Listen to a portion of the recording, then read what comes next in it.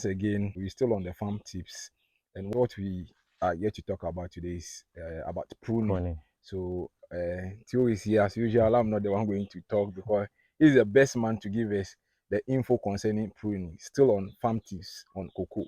All right. Okay, so pruning. Mm. Biblically, Mhm. there's pruning in the Bible, but people don't know.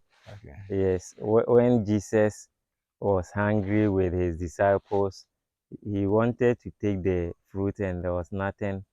So he was angry, wanted to destroy the tree, and the disciples had to plead. So he later said, okay, let's prune the tree and give it some fertilizer and see what would happen next year. Yeah, so pruning. When we talk about pruning, what it means is that the cocoa we plant, as we said earlier, should be 10 feet interval. And from there, we could see that the branches would be too many and the farm needs some sunlight to penetrate. So you have to create some form of sunlight. Apart from that, pruning would also help you for more yield, because when 20 people are eating from one bowl, they wouldn't be satisfied compared to two people taking the same quantity of meal. So many branches does not serve any purpose to the cocoa. We have about three forms. The first one is the formative, and we have the structural, and we have the sanitary. When it is sanitary, it's just about sanitation, meaning removing dead branches like this one. Like this one, that's the sanitary one. Yes, and also some pots couldn't do well. They turn into black, so you have to remove all those ones with the dead branches. Yes. Then the formative one is when the cocoa branches are being formed to a height of about 1.5. You have to do the pruning to maintain a height, a reasonable height. Yes, we have something in cocoa called chupon. Chupon. So this is a classical example of a chupon. They grew very fast. They grew very, very fast. If we should leave this one for another 6 months, it would overtake this branch. Yes. So when we pass through the farm, we would see classical examples. That will just make the cocoa tree very tall without bearing any fruit.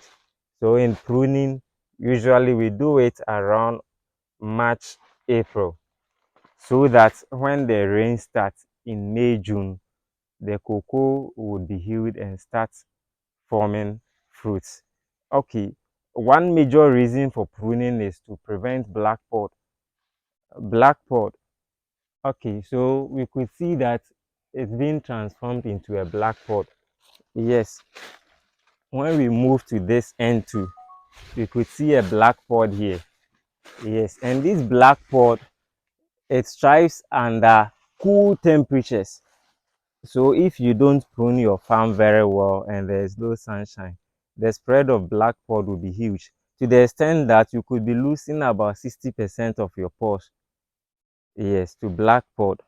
When you take this, you harvest this pod and you break it, you could see, as compared to the hygienic pod.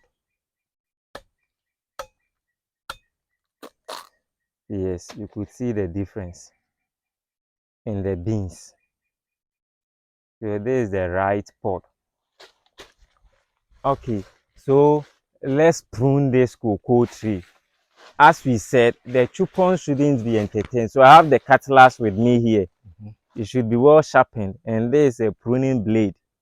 When the cocoa tree is very tall, you attach a stick to it.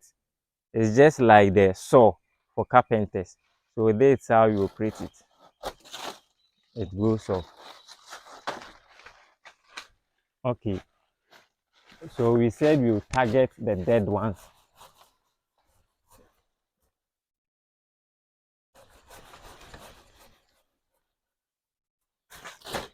Yes.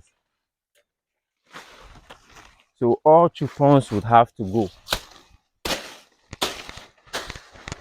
All chupons would have to go.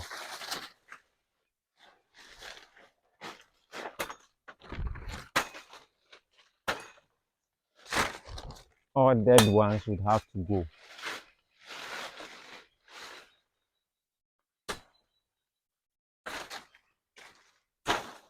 Okay, so we pruned some trees here.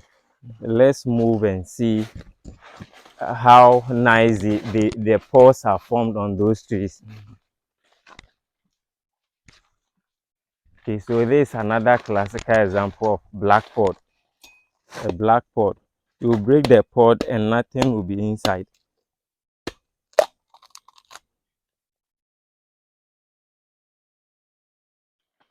Because of insufficient sunlight.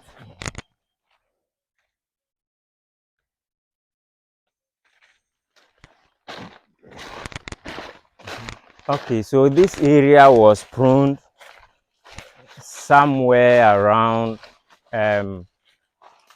May, June, May. Yeah, around May. As you could see here, heavy sunlight penetration. And these are an ophram tree, which is a permanent shade. It serves as a permanent shade and it's an economic tree too. So later on, the farmer could use it for a lot of work, furniture work and other things. So when you watch these trees, you could see that this area, some have just about 2 branches, 3 branches. This one, for instance, yes. So our sanitary, when you are harvesting, you have to remove these ones, the dead ones. It's called sanitary harvest. It's different from the sanitary pruning. Sanitary harvest, harvesting the pods that are dried and couldn't do well.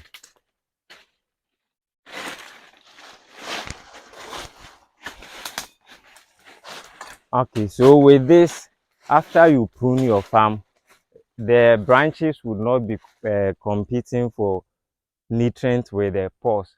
So those trees will bear more pods because all the nutrients are being taken or converted into the formation of pod instead of forming more leaves and branches for you. Okay. Okay, thank you. So that's it for pruning too. All right, so I think we've learned a lot today. So we thank you very much for giving us all these tips on how to maintain your cocoa farm. We will come with more episodes on this same channel. Thank you. Please subscribe to the channel and hit on the post notification bell for more updates.